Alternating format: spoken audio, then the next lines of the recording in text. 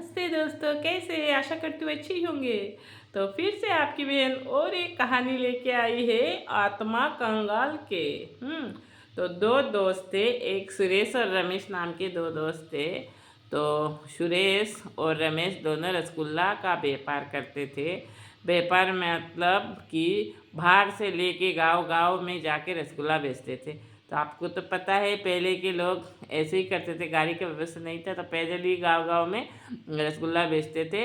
तो फिर ऐसे ही जो रमेश था तो वो बहुत वो करता था, जैसे कि कंगाल करता था आत्मा को खाने का। उसका मन है रसगुल्ला, लेकिन उसका परिवार में चार बेटे थे। तो जो सुरेश था उसका परिवार में भी चार बेटे थे, लेकिन तब भी सुरेश अपना आत्मा कंगाल नहीं करता था, वो रसगुल्ला खाता था, बेचता भी था, ठीक है ना। और जो रमेश था वो अपना आत्मा बहुत कंगाल करके रखता था। वो बिल्कुल रसगुल्ला बेचेगा लेकिन खाएगा नहीं, उसके मुंह से पानी गिर रहा है, टपक रहा है, तब भी वो खाता नहीं था। तो ऐसे ही दोनों बेचते गाँव गाँव में जाके।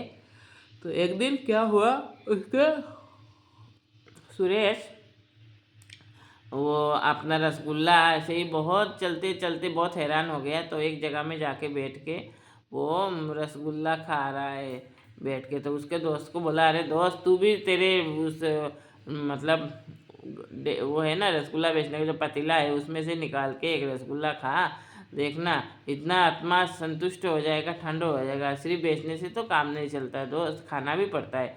तो उसने बोला, नहीं दोस्त मैं खाऊंगा नहीं, मेरा परिवार है। उसने तो रमेश ने खाया नहीं। तो सुरेश ने बोला कि अच्छा तो ठीक है, तेरा मैंने तू नहीं खाता है, देखना एक दिन तेरा आत्मा भी तुझे गाली देगा। तो सुरेश का बात सुन के रमेश को मतलब अच्छा नहीं लगा। उसने बोला, नहीं नहीं, थोड़ी ऐसे कैसे आत्मा गाली दे देगा, आत्मा कभी गाली नहीं देगा। तो फिर ऐसे ही करके दिन जा रहा था, रात हो रहा था, बहुत दिन, कुछ दिन गुजर गया। गुजर जाने के बाद तो अचानक से क्या हुआ, एक दिन रात को ऐसे ही दोनों अपने अपने घर चले गए। तो आते आते संध्या हो गया, तो रात हो गया, दोनों अपने अपने घर चले गए। तो सुरेश और रमेश अपने अपने घर खाना वाना खा के सो गए। तो फिर रमेश सोया। सोने के बाद तो उसका जो आत्मा था अपने बॉडी से निकल के एक चींटी का रूप धारण करके, जो उसका रसगुल्ला जो जिस मतलब पतीले में रखता था, तो उस पतीले में का अंदर जाके घुस गया। क्योंकि वो पतीले के जो ढक्कन था वो थोड़ा सा हल्का सा खुला था, तो एक चींटी घुस जाएगी इतना तक वो था। तो जाके वो घुस के वो रसगुल्ले का रस रसगुल्ला खाने लगी चींटी बन के। तो फिर अचानक से उसके जो रमेश की बीवी है रात को उठी। उठने के बाद उसने देखा, ये क्या, मेरे रसगुल्ले के पतीला का मुंह खोला, थोड़ा सा खोला है, अगर चींटी घुस गई या कुछ घुस गया तो फिर ये रसगुल्ला ख़राब हो जाएगा। तो उसने ढक्कन से ढक दिया।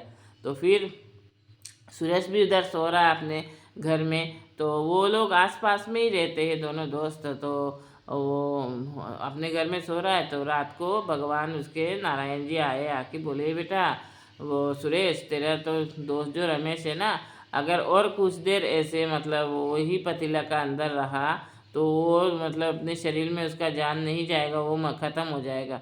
तो फिर उन्होंने सपने दिखाया परमेश्वर ने। तो फिर सुरेश ने बोला, ठीक है प्रभु। तो उसका उठ के देखता, ये तो सपना था। तो वो उसको वो बात याद आया जो उसने बोला था ना, तेरा आत्मा देखना है वो कंगाल होके एक दिन रसगुल्ला खाएगा। फिर उसने बोला, वो उसको पत्नी से बोला, रमेश के घर में जाते हैं। तो सुरेश गया अपनी पत्नी को साथ लेके रमेश के घर में, दरवाज़ा बोला खोलो खोलो। तो रमेश के मतलब पत्नी बोल रही थी सुरेश को, क्या हुआ भाई साहब, इतने रात को क्यों आए हो? तो फिर वो लोग बोल रहे थे, तुम्हारा पति कहाँ है, पति कहाँ है? तो फिर उसके पति के उधर लेके गए। तो उसने सपना देख के उसके पत्नी को बोला। तो फिर पति पत्नी दोनों आए। तो फिर रमेश के घर में, रमेश कहाँ सो रहा है, तो उधर बिस्तर में जाके देखे रमेश का तो सांस ही नहीं चल रहा है, मतलब थोड़ा सा ही वो था, जान बाकी था। तो उसने बोला, वो रसगुल्ला का वो कहाँ है, पतीला कहाँ रखा? उसने झट करके जाके रसगुल्ले के पतीले का ढक्कन वो किया। खोलते ही से एक सेकंड के अंदर ही उसका सांस ऐसा सांस आया। फिर वो बोला था, आज तो मैं मर ही गया था दोस्त। तो ऐसे ऐसे मेरा जान जाके पतीले के अंदर घुस गया और फिर निकल नहीं पाया, पता नहीं कैसे बंद होगा। फिर उसने बोला, ऐसे ऐसे मैंने सपना देखा दोस्त। तो फिर मैं आया सपने में, नारायण जी ने मुझे बोला, जा जाके उसको बचा।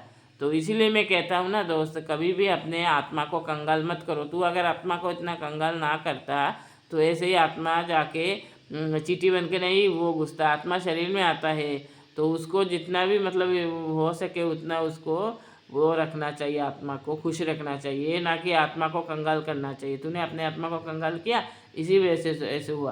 तो बहुत लोग ऐसे पैसा रहते ही नहीं खाते। मैं उनको भी बोलना चाहती हूँ, देखिए इस कहानी से क्या सीख मिलता है। अपना आत्मा को कंगाल नहीं करना चाहिए। जो आत्मा बॉडी में ना मतलब आने का वो करे, तो फिर ऐसे कंगाल करने से आत्मा बोलेगा इसके किसके शरीर में आके घुस गए, हे भगवान मुझे बचाओ, ऐसे उल्टा बोलता है आत्मा, पता है। तो मेरे कहानी से आपको कुछ अच्छा लगा तो सीख मिला तो देखिए, तो आप लोग शेयर और सब्सक्राइब और लाइक ज़रूर करना। आप लोग देख के चले जाते हो, अपने इस गरीब बहन को लाइक भी नहीं करते हो, कहानी देख के चले जाते हो।